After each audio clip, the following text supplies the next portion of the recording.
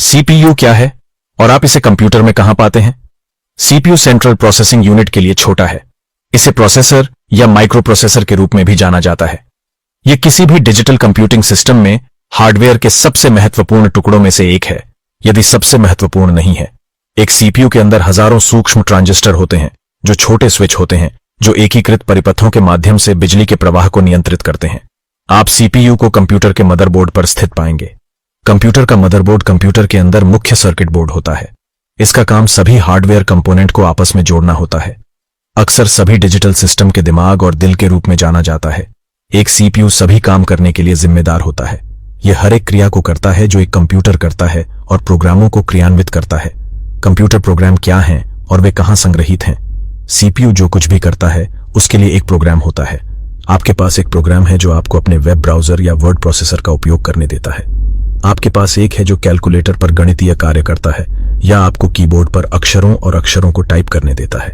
और ऐसे प्रोग्राम हैं जो कंप्यूटर माउस के साथ क्लिक करने और तत्वों का चयन करने और आपके लैपटॉप के टच पैड पर दबाव डालने का प्रबंधन करते हैं। कुछ भी हो, कंप्यूटर की सभी गतिविधियों के लिए एक प्रोग्राम होता है।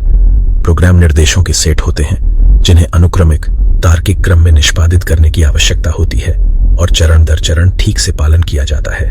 वे एक प्रोग्रामर द्वारा मानव पठनीय भाषा, एक प्रोग्रामिंग भाषा में लिखे गए हैं। कंप्यूटर सीधे प्रोग्रामिंग भाषाओं को नहीं समझते हैं, इसलिए उन्हें ऐसे रूप में अनुवादित करने की आवश्यकता है जो आसानी से समझ में आए। उस रूप को मशीन भाषा या बाइनरी कहा जाता है। बाइनरी एक आधार दो संख्यात्मक प्रणाली है।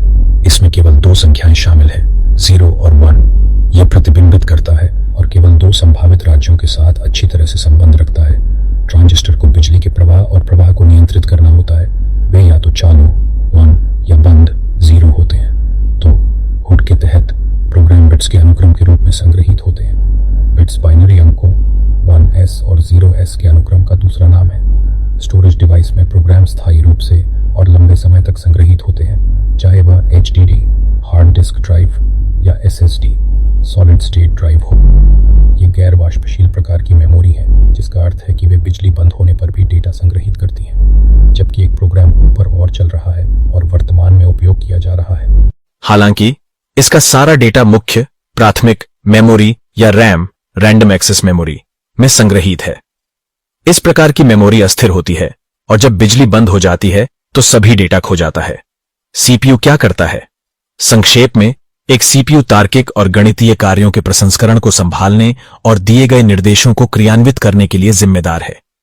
यह प्रति सेकंड लाखों निर्देशों को क्रियान्वित कर सकता है, लेकिन एक समय में केवल एक ही निर्देश को पूरा कर सकता है। यह पहले किसी प्रकार का इनपुट प्राप्त करता है, आमतौर पर एक इनपुट डिवाइस जैसे मॉनिटर, डिस्प्ले स्क्रीन, एक कीबोर्ड, एक माउस या एक माइक्रोफोन, या एक एप्लीकेशन सिस्टम सॉफ्टवेयर प्रोग्राम जैसे आपका वेब ब्राउजर या ऑपरेटिंग सिस्टम से। तब सीपीयू 4 कार्यों का प्रभारी होता है।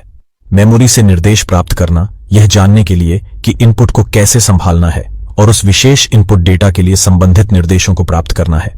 विशेष रूप से यह संबंधित निर्देश के पते की तलाश करता है और रैम को अनुरोध अग्रेषित करता है।